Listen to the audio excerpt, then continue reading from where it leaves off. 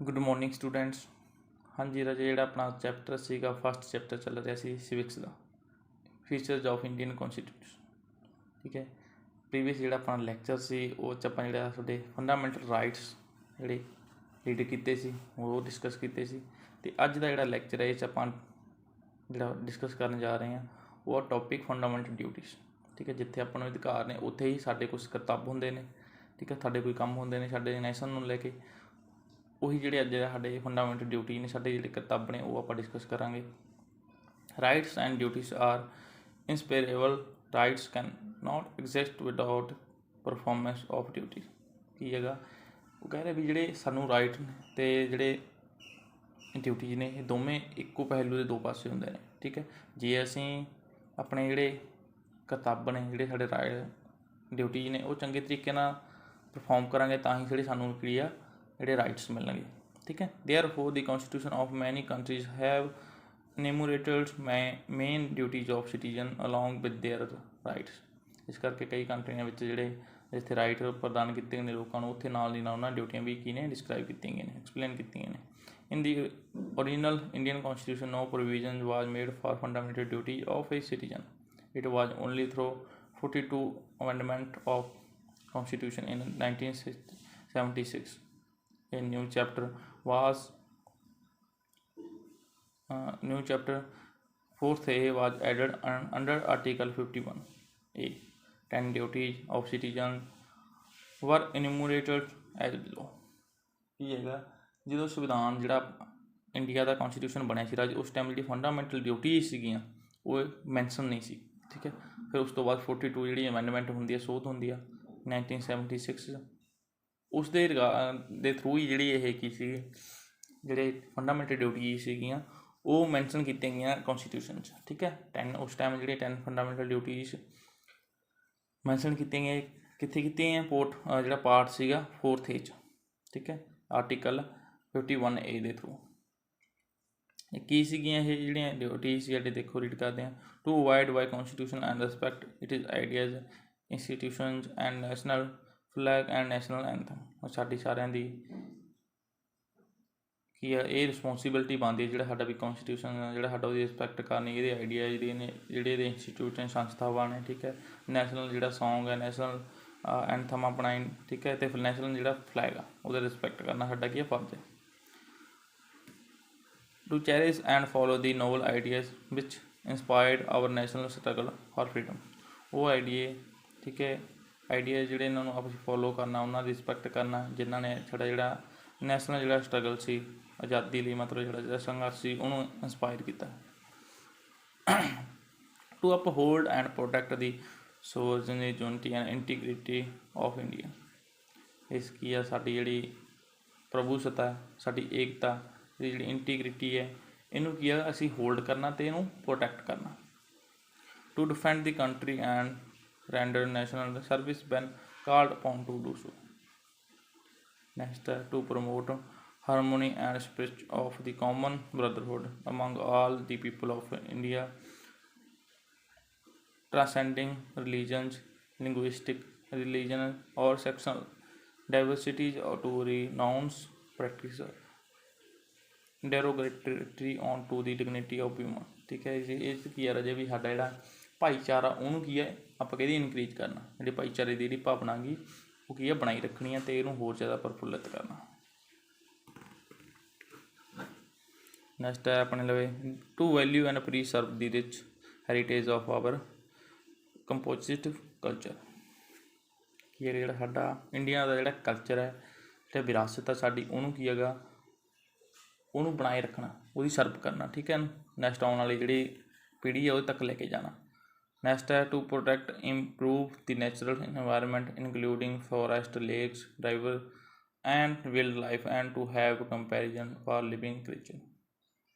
ਕੀ ਹੈ ਜਿਹੜੇ ਸਾਡੇ ਕੁਦਰਤੀ ਆਪਾਂ ਕਹਿੰਦੇ ਸਾਧਨ ਨੇ, ਰਿਸੋਰਸਿਸ ਨੇ, ਜਿੱਦਾਂ ਫੋਰੈਸਟ, ਲੇਕ ਹੋ ਗਈਆਂ। ਠੀਕ ਹੈ, ਝੀਲ, ਜੰਗਲੀ ਜਿਹੜੇ ਜਾਨਵਰ ਨੇ ਇਹਨਾਂ ਨੂੰ ਕੀ ਹੈਗਾ ਪ੍ਰੋਟੈਕਟ ਕਰਨਾ ਅਤੇ ਇਹਨਾਂ ਨੂੰ ਜਿਹੜੀ ਇਨਵਾਇਰਮੈਂਟ ਆ ਉਹ ਕੀ ਇਹਨਾਂ ਦੀ ਸੂਟੇਬਲ ਬਣਾਉਣਾ।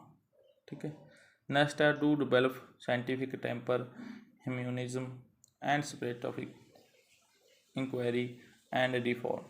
ਜਿਹੜੇ ਆਪਾਂ ਕਹਿ ਦਈਏ ਵਿਗਿਆਨਕ ਪਾਸੇ ਜਾਣਾ, ਜਾਂ ਆਪਾਂ ਕਹਿੰਦੇ ਹਿਊਮਨ ਜਿਹੜਾ ਹਿਊਮਨਿਜ਼ਮ, ਜਿਹਨੂੰ ਆਪਾਂ ਇਮਿਊਨਿਟੀ ਕਹਿੰਦੇ ਹਾਂ, ਠੀਕ ਹੈ, ਉਹ ਚੀਜ਼ ਕੀ ਹੈਗੀ ਉਹਨੂੰ ਇੰਪਰੂਵ ਕਰਨਾ, ਜਾਂ ਆਪਾਂ ਕਹਿ ਦਈਏ ਉਹਨੂੰ ਹੋਰ ਜ਼ਿਆਦਾ ਆਪਾਂ ਕਹਿ ਦਈਏ ਵਧਾਵਾ ਦੇਣਾ, ਠੀਕ ਹੈ।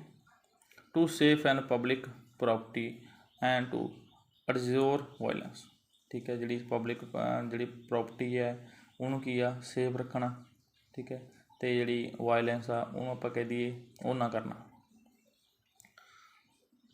To strive toward excellence in the all spheres of individual and collective activity, so that the nation consistently rise higher level of endeavor and the achievements.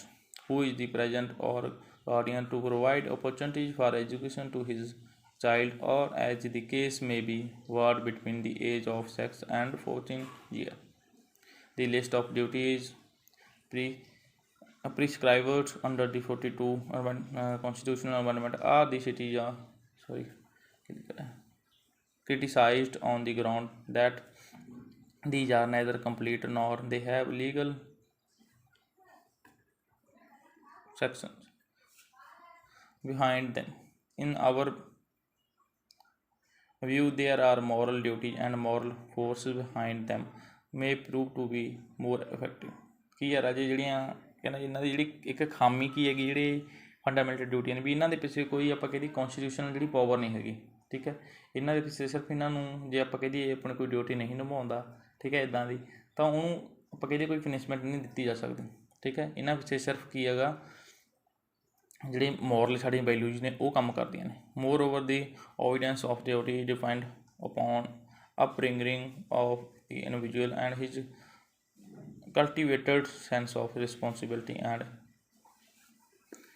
insensitiveness of his soil. Next ਆਪਣੇ directive principles of state, ਆਪਾਂ ਪਹਿਲਾਂ ਵੀ ਕਰ ਚੁੱਕੇ ਹਾਂ ਵੀ directive ਜਿਹੜੇ principals ਨੇ ਉਹ ਕੀ ਹੁੰਦੇ ਨੇ। The father of constitution on the advice of sir B N. Rao and inspired by the Irish Constitution enumerated directive principles of the state policy in the fourth part of Constitution. Constitution may have given some valuable directions through these principles for further union and state government. The union and state government are directed to base their policies and programs on these directive principles. ਹੁਣ ਕੀ ਅਗਰ ਜਿਹੜੇ directive principals ਨੇ ਇਹਦੇ base 'ਤੇ ਜਿਹੜੀਆਂ union government ਨੇ ਅਤੇ state government ਨੇ ਉਹ ਆਪਣੀਆਂ ਜਿਹੜੀਆਂ ਪੋਲਿਸੀਜ਼ ਬਣਾਉਂਦੀਆਂ ਨੇ, ਠੀਕ ਹੈ। ਜਿੱਦਾਂ ਆਪਾਂ ਗੱਲ ਕਰੀ ਸੀ ਪਹਿਲਾਂ ਵੀ ਪ੍ਰੀਵੀਅਸ ਲੈਕਚਰ 'ਚ ਵੀ ਜਿਹੜੇ ਡਾਇਰੈਕਟਿਵ ਪ੍ਰਿੰਸੀਪਲਸ ਨੇ ਇਹ ਇਕਨੋਮਿਕ ਅਤੇ ਸੋਸ਼ਲ ਜਿਹੜੀ ਡੈਮੋਕ੍ਰੇਸੀ ਆ ਉਹਨੂੰ ਸਕਸੈਸਫੁਲ ਬਣਾਉਣ ਲਈ ਕੀ ਆ ਰਿਸਪੋਂਸੀਬਲ ਨੇ। The aim of this instruction is to the create congenial economic and social condition in which citizens of our country may grow and may lead a good life, ਠੀਕ ਹੈ। ਉਹੀ ਗੱਲ ਦੇਖੋ ਆ ਗਈ ਵੀ ਜਿਹੜਾ ਇਕਨੋਮਿਕ ਅਤੇ ਸੋਸ਼ਲ ਜਿਹੜੀ ਕੰਡੀਸ਼ਨ ਆ ਜਿਹੜੀ ਲੋਕਾਂ ਦੀ ਉਹਨੂੰ ਇੰਪਰੂਵ ਕਰ ਲਈ ਇਹ ਬਹੁਤ ਜ਼ਿਆਦਾ ਕੀ ਨੇ ਜ਼ਰੂਰੀ ਨੇ। ਇਹ fundamental rights are meant to establish a policies democracy political democracy. These directive principles aim for creating a social and economic democracy in India. ਜਿਹੜੇ ਫੰਡਾਮੈਂਟਲ ਰਾਈਟਸ ਨੇ ਜਿੱਥੇ ਇਹ ਪੋਲੀਟੀਕਲ ਡੈਮੋਕ੍ਰੇਸੀ ਨੂੰ ਇਸਟੈਬਲਿਸ਼ ਕਰਦੇ ਨੇ, ਠੀਕ ਹੈ, ਉੱਥੇ ਹੀ ਜਿਹੜੇ ਇਹ ਡਾਇਰੈਕਟਿਵ ਪ੍ਰਿੰਸੀਪਲ ਨੇ ਉਹ ਕੀ ਡੈਮੋਕ੍ਰੇਸੀ ਨੂੰ ਜਿਹੜੀ ਆਪਣੀ ਇਕਨੋਮਿਕ ਅਤੇ ਸੋਸ਼ਲ ਡੈਮੋਕ੍ਰੇਸੀ ਉਹਨੂੰ ਸਕਸੈਸਫੁਲ ਬਣਾਉਂਦੇ ਨੇ। The makers of constitution did not adhere to one particular ideology. Their thinking and ideas were largely influenced by socialist, Gandhian and liberalism ideologies. They endeavored to incorporate all these dialogues in the directive principles with which they rightly thought would lead to maximum welfare of all the sections of India.